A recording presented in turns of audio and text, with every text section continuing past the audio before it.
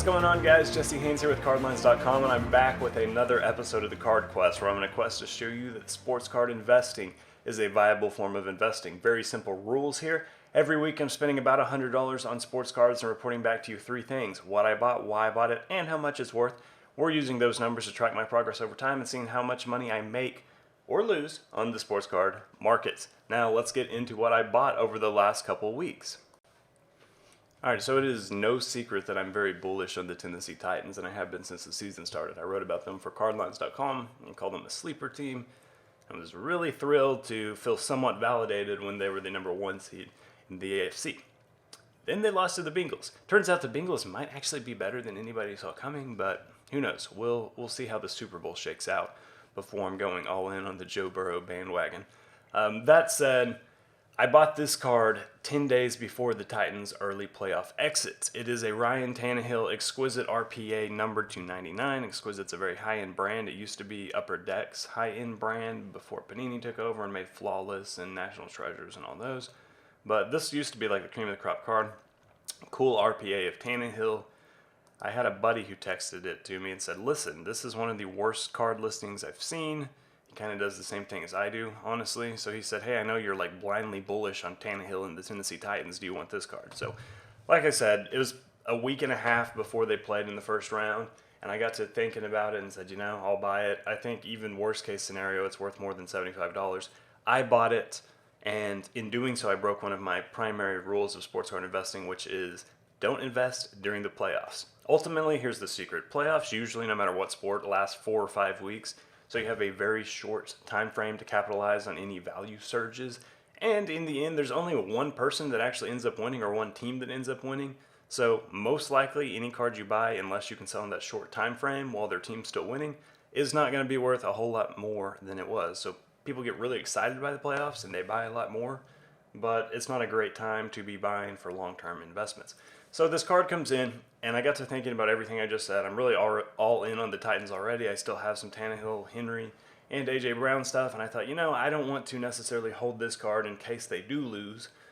So what I did was I razzed it on a Facebook group. I hopped on, and when you do a razz, you basically say, hey, do 10 people want to buy a chance to win this card? In this case, I did it for $20 a piece, so $200 total. I said this card's worth $200. I need 10 people to pay me $20, and then we'll razz it. It filled pretty quickly, actually. I'm not going to show it because I'm not sure that I can do that according to like the group rules on that Facebook group. I don't even want to give their name on this one. But if you're curious, just message me and we can talk about it offline. But anyways, I filled the razz. I sold it for $200, and it was a quick $120-ish profit after taxes. So that was cool. The other thing I bought was this Davis Mills RPA number to 249 certified card. Of all his 2021 rookies, I think he was the most impressive, at least against expectation. Trey Lance disappointed.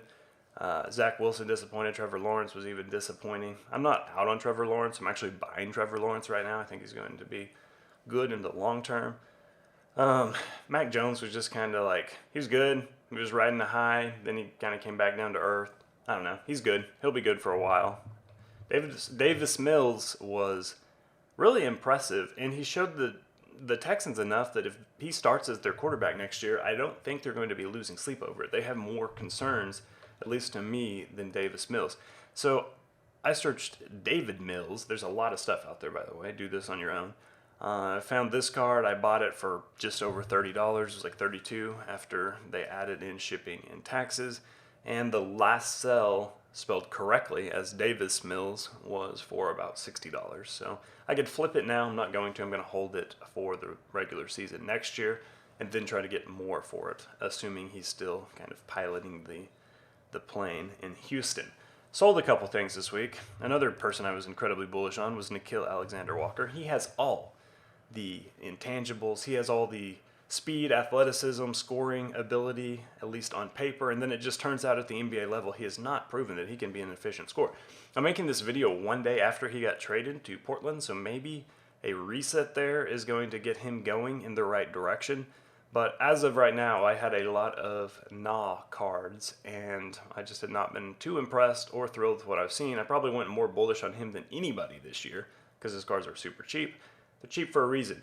Either way, this is a card that I sold for $90 with $3 shipping and handling, and then I messaged the guy who bought it, because apparently I found the one guy who was more bullish than me on Nickeil Alexander-Walker, and I said, hey man, are you interested in this card that I also have listed? And he was, and he bought it for $90, so that was cool. And that brings us to, here's some updated totals. These two Nickeil Alexander-Walker cards that I sold this week, the autograph I bought for 47, that the number to 88 right here. Optic card I had bought for 29 and sold it. I sold them both for 90.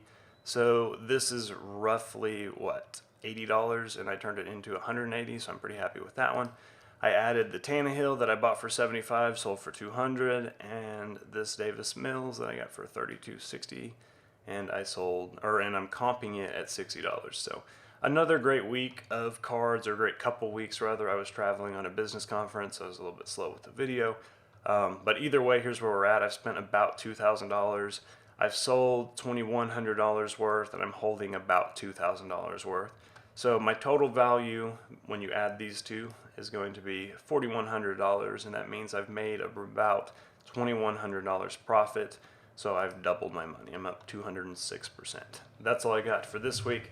We're going to be, by the next time you hear from me, it's going to be post Super Bowl, so the card prices, basically, unless you're a member of the Rams or Bengals, depending on who wins, will be dropping, and we're going to be doing some off-season buying and some speculative off-season buying. So looking forward to that. Come back next week and see what we're scooping up then.